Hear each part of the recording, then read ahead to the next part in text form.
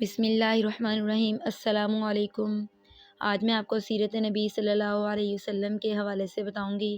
آج کا ٹاپک اس میں لوں گی سب نبیوں کا نبی حضرت محمد صلی اللہ علیہ وسلم۔ نبی کریم صلی اللہ علیہ وسلم تمام نبیوں کے نبی ہیں۔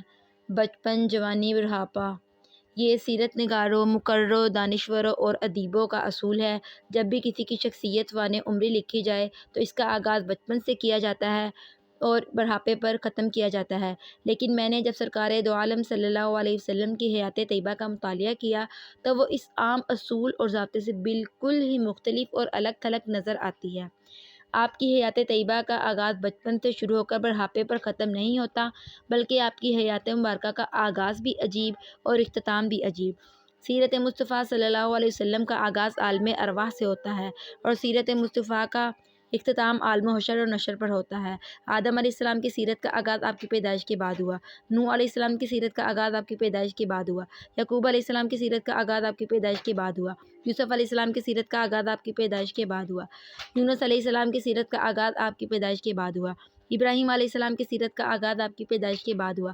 اسماعیل علیہ السلام کی سیرت کا آغاز آپ کی پیدائش کے بعد ہوا۔ موسیٰ علیہ السلام کی سیرت کا آغاز آپ کی پیدائش کے بعد ہوا۔ عیسیٰ علیہ السلام کی سیرت کا آغاز آپ کی پیدائش کے بعد ہوا۔ لیکن میں قربان جاؤں آمنہ تیرے یتیم لال کے، تیرے یتیم کی سیرت و عظمت کا آغاز پیدائش سے پہلے ہو گیا۔ سبحان اللہ۔ وہ ابھی عالم ارواح ہی میں تھے کہ اللہ تعالیٰ نے تمام انبیاء کو جمع کر کے کہا، عظمت مصطفیٰ، شان مصطفیٰ، رفعت مصطفیٰ، ایمان مصطفیٰ، تصدیق مصطفیٰ صلی اللہ علیہ وسلم کا وہ عہد نامہ لیا جو ہمیشہ ہمیشہ کے لیے آپ صلی اللہ علیہ وسلم کی نبوت اور ختم نبوت کا دستاویزی ثبوت بن گیا۔ میں دو مثالیں آپ کے سامنے بیان کرتی ہوں جن سے پتہ چلتا ہے کہ اللہ تعالیٰ نے اپنے لاڈلے پیغمبروں کی حیات طیبہ کا ذکر فرماتے ہیں تو وہ بچپن سے ہوتا ہے۔ مثلاً حضرت موسیٰ علیہ السلام کے بارے میں ارشاد ہوتا ہے، اور ہم نے حکم بھیجا موسیٰ کی ماں کو کہ اس کو دودھ پلاتی رہے، اور پھر جب تجھ کو ڈر ہو تو ڈال دینا اس کو دریا میں، نہ خطرہ کرنا نہ غمگین ہونا، ہم پہنچا دیں گے اس کو تیری طرف اور کریں گے اس کو رسولوں میں سے۔ فرمایا موسیٰ علیہ السلام کی ماں کو گھبراؤ نہیں، موسیٰ بیٹا تیرا ہے تو نبی میرا ہے، جب بھی کوئی خطرہ آئے تو دریا میں بلا تامل ڈال دینا، دریا میں ڈالنا تیرا کام ہوگا، نبی بنا کر تیری جولی میں ڈالنا میرا کام ہوگا۔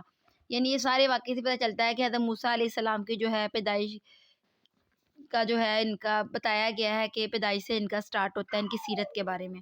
ایسے حضرت عیسیٰ علیہ السلام جب ان کی والدہ حضرت مریم علیہ السلام اپنے گھر لائی تو قوم نے ان کے بارے میں سوالات کی بوچھار کر دی۔ اللہ تعالیٰ نے حکم دیا، اے مریم خاموش رہ، خدا اپنی قدرت کاملہ سے ان سب کے جوابات کا انتظام کر دے گا۔ اب قوم سوال کرے گی تو اشارہ کر کے بتا دینا، اگر جواب چاہیے تو بچے سے پوچھ لو۔ قوم نے تعجب سے کہا، مریم مذاق کرتی ہو، کبھی بچے بولے بھی ہیں؟ فرمایا، بچے کبھی بولے تو نہیں، مگر جب رب بلانے پر آئے تو کبھی رکے بھی نہیں۔ چنانچہ اللہ تعالیٰ نے حضرت عیسیٰ علیہ السلام کے بچپن کو بیان کرتے ہوئے ان کی حیات طیبہ کا آغاز کیا۔ وہ بولا، میں خدا کا بندہ ہوں، مجھ کو اس نے کتاب دی اور مجھ کو اس نے نبی کیا اور بنایا مجھ کو برکت والا، اور جس جگہ ہوں اور تاکید کی مجھے نماز کی اور زکوٰۃ کی، جب تک میں رہوں زندہ اور عمدہ سلوک کرنے والا اپنی ماں کے ساتھ۔ اس سے پتہ چلتا ہے کہ حضرت عیسیٰ علیہ السلام کی سیرت کا آغاز بھی بچپن سے ہوا۔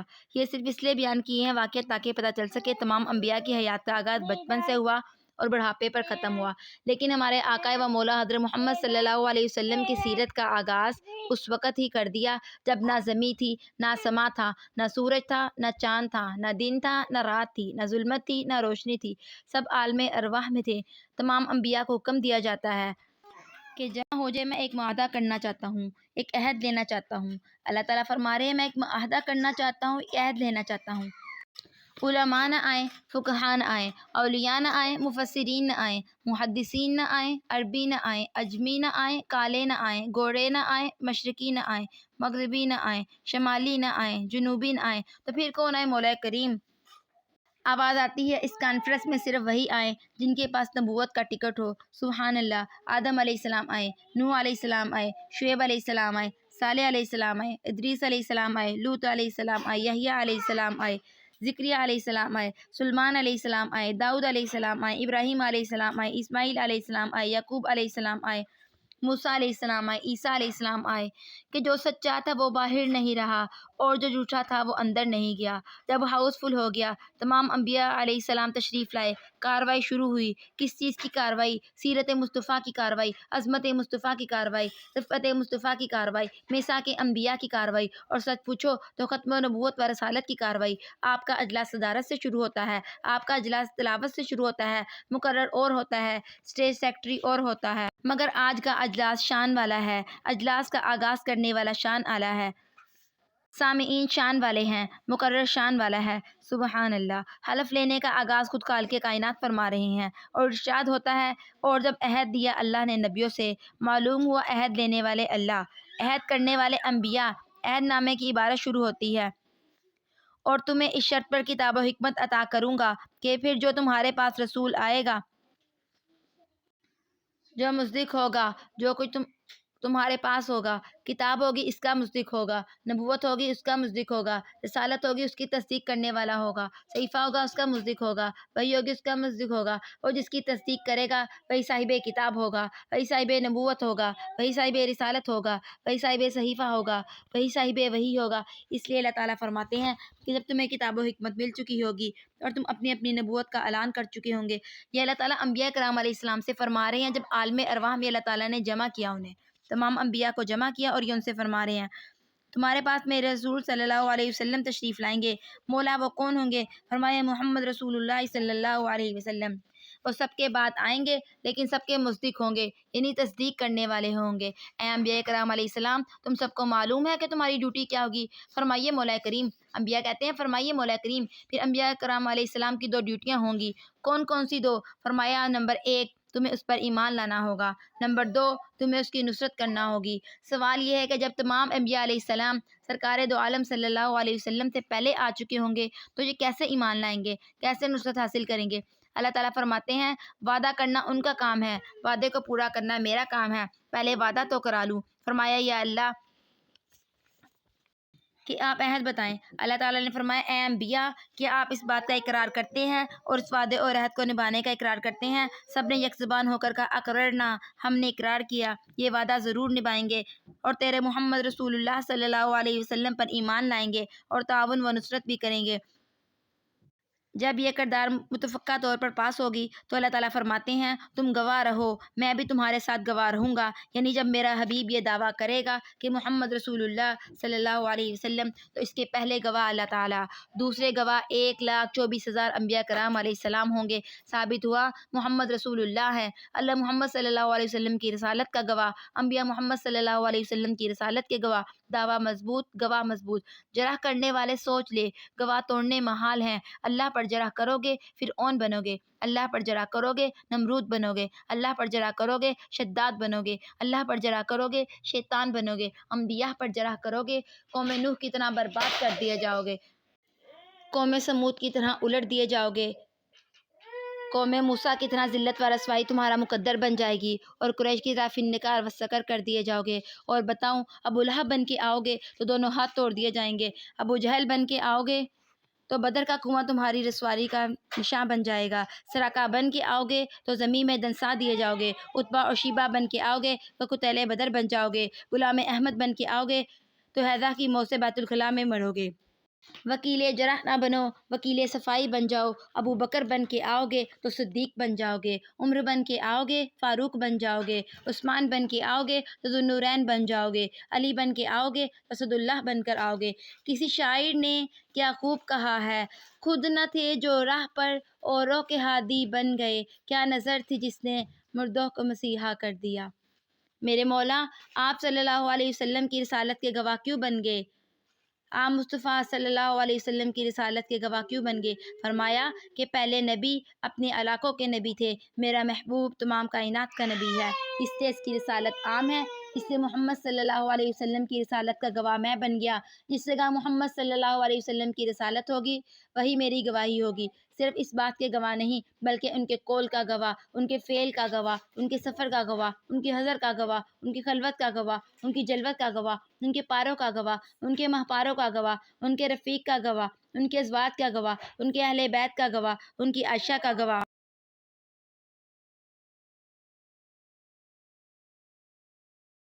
مولا کریم فرمائیں گے اے جبرائیل امین علیہ السلام آج اعلان کر دو کہ 1,24,000 انبیاء بیت المقدس میں جمع ہو جائیں تاکہ ان سے عہد میثاق پورا کر دیا جائے۔